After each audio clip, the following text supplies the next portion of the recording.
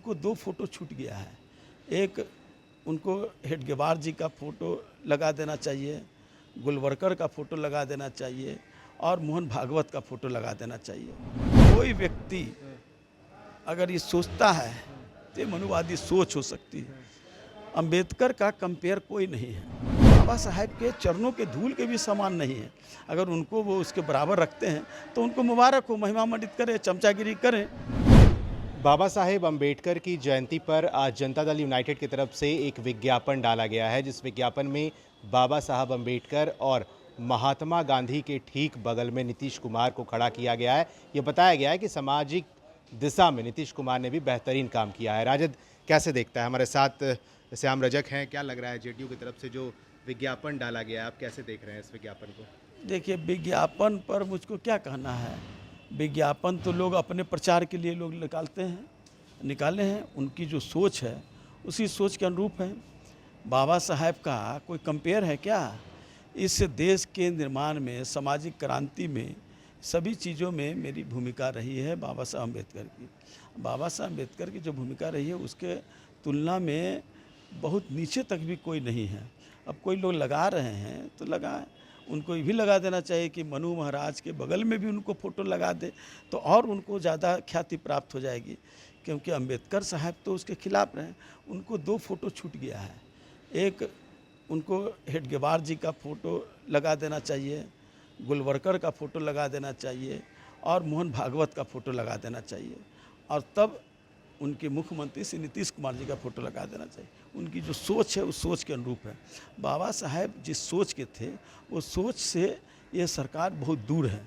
बोलने में बहुत कुछ है, लेकिन आज जितना नारियों के साथ, दलितों के साथ अपमान हो रहा है वो आप देखने के लायक है। आप लोग खुद देखते होंगे, दलितों के साथ अपमान हो रहा है, प्रोन्नति में आरक्षण नहीं हो रहा है जिसकी वकालत बाबा साहेब करते थे। ये सारे चीज़ से आज लोग प्रताड़ित हैं। तो उस प्रताड़ना में अगर लोग अपनी महिमा मंडित करना चाहते हैं तो करें। ऐसे लोगों को मेरी शुभकामना है, मुबारकबाद है, लेकिन उनको मोहन भागवत और हेडगेवार का भी फ़ोटो लगा देना चाहिए, मेरी सलाह है। ये सबसे खास ये है कि जेडीयू की तरफ से कोई ऑफिशियल पोस्टर है नहीं। अशोक चौधरी ने ये मैं पोस्टर पार्टी की लगवाया। बात नहीं कर रहा हूँ। कोई व्यक्ति अगर ये सोचता है तो ये मनुवादी सोच हो सकती है। अंबेडकर का कंपेयर कोई नहीं है।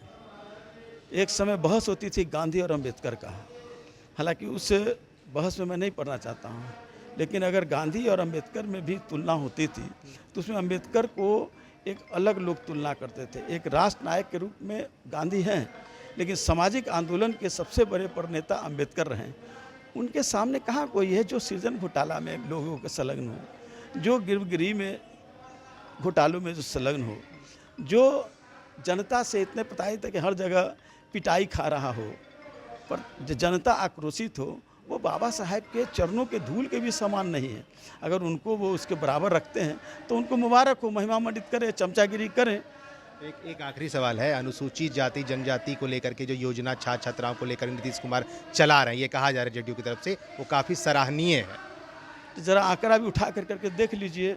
सराहनीय है तो आंकड़ा भी देख लीजिए, कितने लोगों को फ़ायदा हुआ है। दलित उद्यमी योजना हुई थी, दलित उद्यमी योजना में कितने दलितों को अभी तक उद्योग लगा है।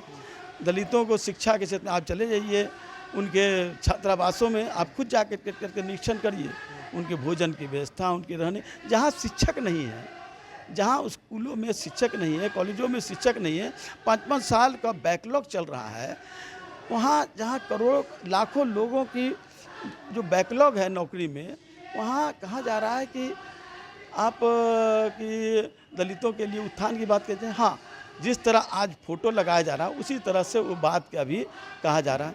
कहने के लिए वो स्वतंत्र है, क्योंकि लोकतंत्र में बाबा साहेब ने ही अधिकार दिया है बोलने की स्वतंत्रता।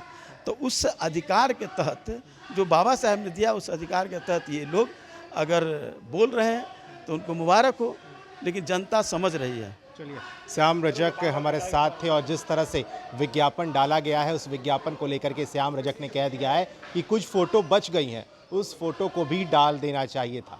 क्या कहा है श्याम रजक ने, हमने आपको सुनाया है। फर्स्ट बिहार झारखंड के साथ बने रहें।